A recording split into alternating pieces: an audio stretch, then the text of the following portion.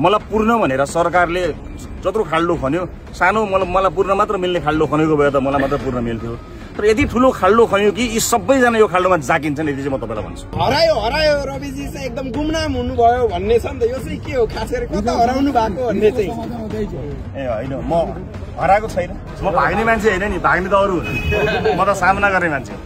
जिल्लै पछि मुद्दा लगाएर हातमा तारिक पर्चा चाहिँ नि थमाइदिएर गएको जनतालाई थाहा छ, प्रशासकीय अधिकृत नपठाएको जनतालाई थाहा छ, खाली गाग्री पठाएको जनतालाई थाहा छ, आफ्ना मान्छेको मुद्दा छानी जोगाएको थाहा छ, अर्काको मान्छेलाई छानी जनताले के अरे चाहिँ मुद्दा लगाएको जनतालाई सबै थाहा छ। त्यस कारणले सरकारले जवाफ दिनु पर्यो नि। 2 तिहाई होइन भने के घट्यो, के भयो, म त बाहिर छैन। पूर्व राजाले हिजो ठुलै शक्ति देखाउनु भयो, के अरे हेरिराख्नु भएला, कसरी हेर्नु भएको छ त्यो? मैले यसलाई यता राख्नु, मैले त्यस्तो प्रतिक्रिया दिनुपर्ने समय आउनु बाँकी छ, म त्यसको प्रतीक्षारत छु।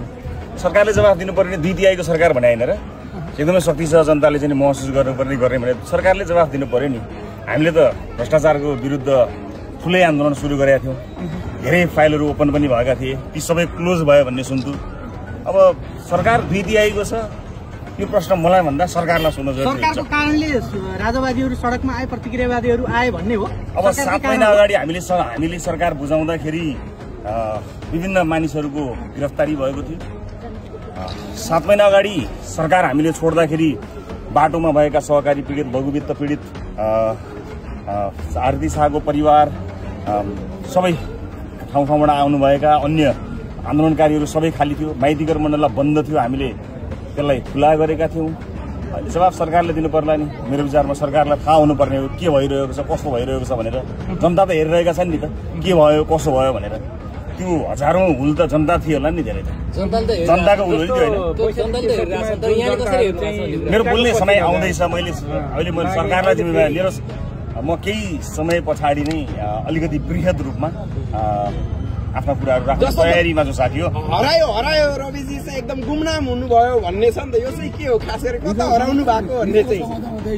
ए होइन, म हराएको छैन, म यतै छु, हराउने त कुरै भएन, तर अलिकति केही तयारीहरू गरिरहेको छु। त्यस कारण मैले भन्ने कुराहरू एकदमै आउन बाँकी छ। त्यस कारणले केही चिन्ता नगर्नुहोस्, जनताले हेरिरहेका छन्, जनतालाई राम्रोसँग थाहा छ, जनतालाई जिल्लै पछि मुद्दा लगाएर हातमा तारिक पर्चा चाहिँ नि थमाइदिएर गएको जनतालाई थाहा छ, प्रशासकीय अधिकृत नपठाएको जनतालाई थाहा छ, खाली गाग्री पठाएको जनतालाई थाहा छ, आफ्ना मान्छेको मुद्दा छानी जोगाएको थाहा छ, अर्काको मान्छेलाई छानी जनताले के अरे चाहिँ मुद्दा लगाएको जनतालाई सबै थाहा छ। त्यस कारणले सरकारले जवाफ दिनु पर्यो नि। 2 तिहाई होइन भने के घट्यो, के भयो, म त बाहिर छैन।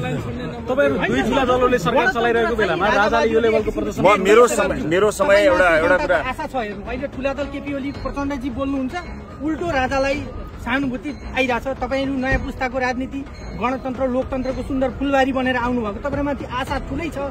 अगाडि नबोल्ने भने राजावादीहरु नबोल्ने व्यवस्था जोगाउनु तपाईहरुको जिम्मा होइन। नबोल्ने कहिले हामीले भनेकै छैनौँ, हामी बोलि नै रहेका छौँ, निरन्तर बोलिरहेका छौँ। मेरो कुराकानी गर्नुभएको छ भने पार्टी त हाम्रो उपस्थित देखिरहनु भएको रहेछ। म त पार्लियामेन्टमा छैन, छल कपट गरेर पार्लियामेन्टमा मलाई रोकेका छन् होइन। तर बाटो त सजिलो देखाएको छ नि। एउटा कुरा चाहिँ तपाईँहरूलाई म भन्छु, मलाई पूर्ण भनेर सरकारले जत्रो खाल्डो खन्यो, सानो मलाई पूर्ण मात्र मिल्ने खाल्डो खनेको भए त मलाई मात्र पूर्ण मिल्थ्यो।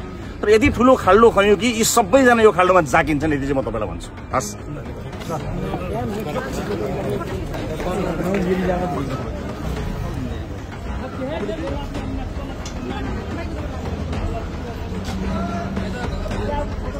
डिमेनको पुरै अध्यक्षजी सँगै आउने रहेछ।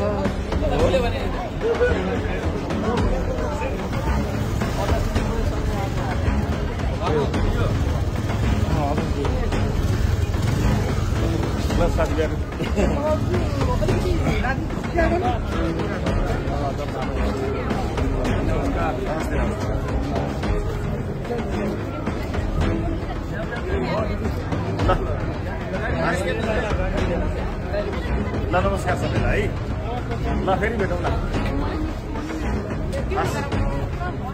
भएन ल, ए सबैले खिच्नु भयो, मलाई दिनुहोस् है फोटो है। ल खिच्नु, ल दिइहाल्नु, ल उहाँले तपाईँलाई दिनुहुन्छ है।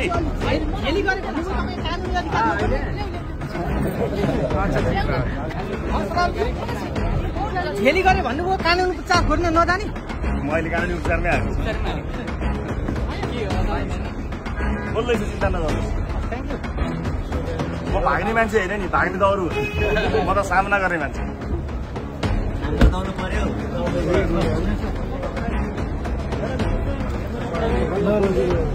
शुभयात्रा